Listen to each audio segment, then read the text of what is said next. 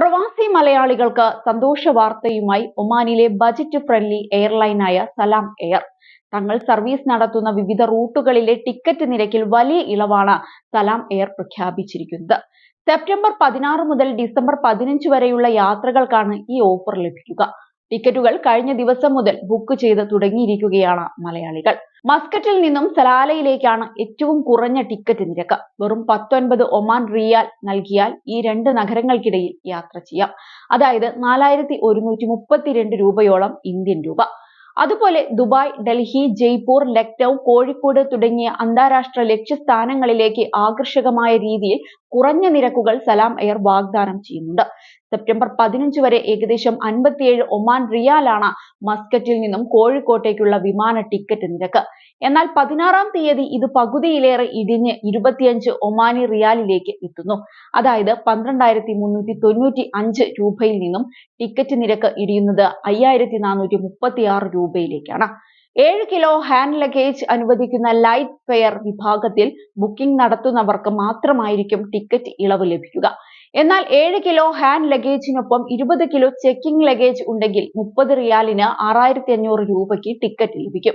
ഇനി checking luggage 30 കിലോയാണെങ്കിൽ 42 റിയാൽ നൽകണം.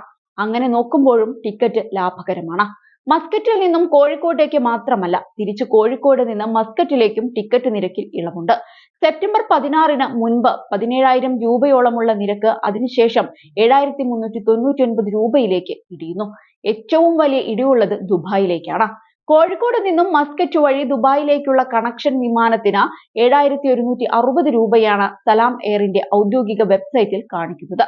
September 17-ലെ നിരക്ക് 26,786 രൂപയായിരിക്കുമ്പോഴാണ് തൊട്ടു പിറ്റേ ദിവസമായ സെപ്റ്റംബർ 18-ലെ നിരക്ക് 7,160ലേക്ക് ഇടിഞ്ഞത്. ദുബായിൽ നിന്നും കോഴിക്കോടേക്കും നിരക്ക് ഇളവ് ലഭ്യമാണ്. ഓഫർ കാലയളവിൽ 315 UAE ദിർഹമാണ് ദുബായ് കോഴിക്കോട് ടിക്കറ്റ് നിരക്ക്. 1000-ലേറെ ദിർഹമായിരുന്ന നിരക്കാണ് കുത്തനെ കുറഞ്ഞത്. അതേസമയം ഇന്ത്യയിലെ പുതിയ വിമാന കമ്പനിയായ ആകാശ എയർ തങ്ങളുടെ പ്രവർത്തനം കൂടുതൽ വിപുലീകരിക്കുന്നതിന്റെ അടുത്ത ഘട്ടമായി സൗദിയിൽ നിന്ന് സർവീസുകൾ പ്രഖ്യാപിച്ചു കഴിഞ്ഞു. ഈ നടപടികളുടെ ഭാഗമായി മുംബൈയിൽ നിന്നും അഹമ്മദാബാദിൽ നിന്നും ജിദ്ദയിലേക്ക് നേരിട്ടുള്ള വിമാന സർവീസുകൾ ഈ മാസം ആരംഭിച്ചു. അതേസമയം അടുത്തിടെ എയർ ഇന്ത്യ എക്സ്പ്രസ് മുംബൈയിൽ നിന്ന് മംഗലാപുരത്തേക്കും കുവൈത്തിലേക്കും 2 പുതിയ സെക്ടറുകളിൽ പ്രവർത്തനം ആരംഭിച്ചത് പ്രവാസികൾക്ക് വലിയ ആശ്വാസമാണ് നൽകിയത്. ആഭ്യന്തര യാത്രക്കാർക്കും ഈ തീരുമാനം വലിയ രീതിയിൽ ഗുണം ചെയ്യുമെന്നാണ് വിലയിരുത്തൽ. പുതിയ റൂട്ടുകൾ വന്നതോടെ എയർ ഇന്ത്യ എക്സ്പ്രസ് ഇപ്പോൾ മുംബൈയിൽ നിന്ന് 112 പ്രതിവാര സർവീസുകളാണ് നടത്തുന്നത്.